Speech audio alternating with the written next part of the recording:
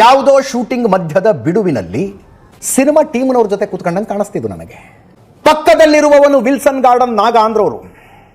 ಅದಂದ ಮೇಲೆ ಇನ್ನೂ ನಂಬಿಕೆ ಬಂದಂಗಾಯ್ತು. ಸರ್, ಅವನ ಪಕ್ಕದಲ್ಲಿರೋನು ಶ್ರೀನಿವಾಸ ಅಲಿಯಾಸ್ ಕುಳ್ಳ ಸೀನಾ ಅಲಿಯಾಸ್ ಕರಾಟೆ ಸೀನಾ ಅಂದ್ರು. ಚೆಕ್ ಮಾಡಿ ನೋಡಿದ್ರೆ ಅವನು ಜೀವಾವಧಿ ಶಿಕ್ಷೆ ಅನುಭವಿಸ್ತಾ ಇರುವಂತಹ ಕೈದಿ.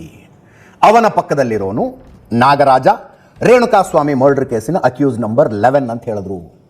ಈ ಕಡೆ ಕೂತಿರೋನು ಅಕ್ಯೂಸ್ ನಂಬರ್ 11, ಆ ಕಡೆ ಕೂತಿರೋನು ಅಕ್ಯೂಸ್ ನಂಬರ್ 2 ದರ್ಶನ್. ಇಡೀ ಸೆಟಪ್ ನೋಡಿದ ಮೇಲೆ ನಂಬಿಕೆ ಬಂತು, ಹೌದು ಇದು ಜೈಲಿನ ಒಳಗಿಂದೇ ಫೋಟೋ ಅಂತ. ಸಂಜೆ ಒಂದು ವಿಡಿಯೋನೇ ಬಂತು, ವಿಡಿಯೋ ಕಾಲ್ನಲ್ಲಿ ಮಾತಾಡ್ತಿರೋದು. ಫಸ್ಟಿಗೆ ಹೆಸರುಗಳು ಯಾರಿಗೂ ಗೊತ್ತಾಗಲಿಲ್ಲ.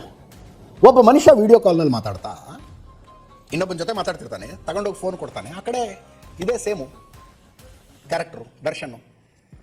ಆಡಿಯೋ ಇರಲಿಲ್ಲ ಇದಕ್ಕೆ. ನಡೀತಾ ನಡೀತಾ ನಡೀತಾ ಈತ ಮಾತಾಡಿದ್ದು ಸತ್ಯ ಅನ್ನೋನ ಜೊತೆ ಗೊತ್ತಾಯ್ತು. ಸತ್ಯ ಅನ್ನೋನ ಜೊತೆ ವಿಡಿಯೋ ಕಾಲ್ನಲ್ಲಿ ಮಾತಾಡೋದು. ಫೋನ್ ಮಾಡಿ ಕೊಟ್ಟವನು ಇನ್ನೊಬ್ಬ ರೌಡಿ ಶೀಟರು, ಅವನು ಜೈಲಿನಲ್ಲಿದ್ದಾನೆ, ಧರ್ಮ ಅಂತ. ಇಲ್ಲಿದ್ದಾನೆ ನೋಡಿ, ಇಲ್ಲಿ ಕಾಣಿಸ್ತಾನೆ. ಸತ್ಯ ಅನ್ನೋನಿಗೆ ಫೋನ್ ಮಾಡಿ ಕೊಡ್ತಾನೆ ಒಳಗಡೆ ಇರುವಂಥವನು.